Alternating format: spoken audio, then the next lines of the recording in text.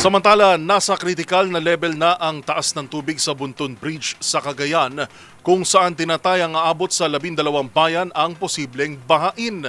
Base sa monitoring ng mga otoridad, mabilis ang naging pag-angat ng tubig, kung sa 9.9 meters ang taas, halos 1 metro lampas sa critical na level. Kaugnay ng balitang yan, makibalita tayo live kay Grace Ansano. Grace? Yes, sa kasalukuyan, natapos nga ang pagsama ng Bagyong Uwan sa Cagayan Valley. Nasa critical level na ang itong Cagayan River.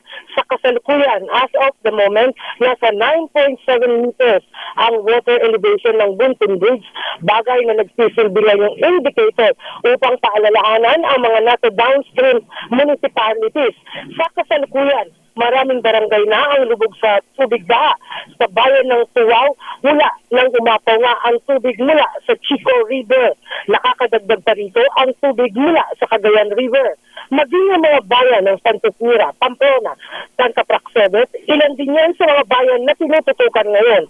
Tulong-tulong ngayon ang kagawad ng PNP, Bureau of Fire at ng Philippine Coast Guard. Yun din ang Disaster Risk Reduction and Management dito sa Cagayan. Isa sa mga tututukan din itong Tuguegarao City, kung saan may ilang barangay na ang lubog na rin sa tubig baha.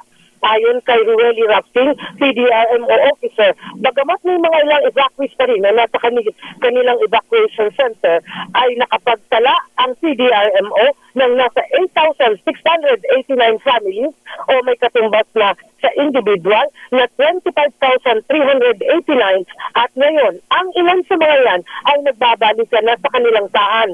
Pero mas marami ang nananatili pa rin sa mga evacuation center.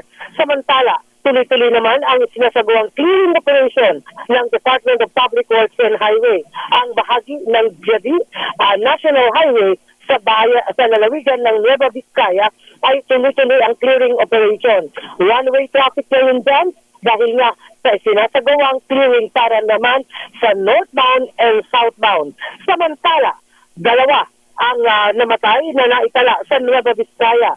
Dalawang magkapatid na kambal ang na nasa 5 years old ang natabunan ng lupa.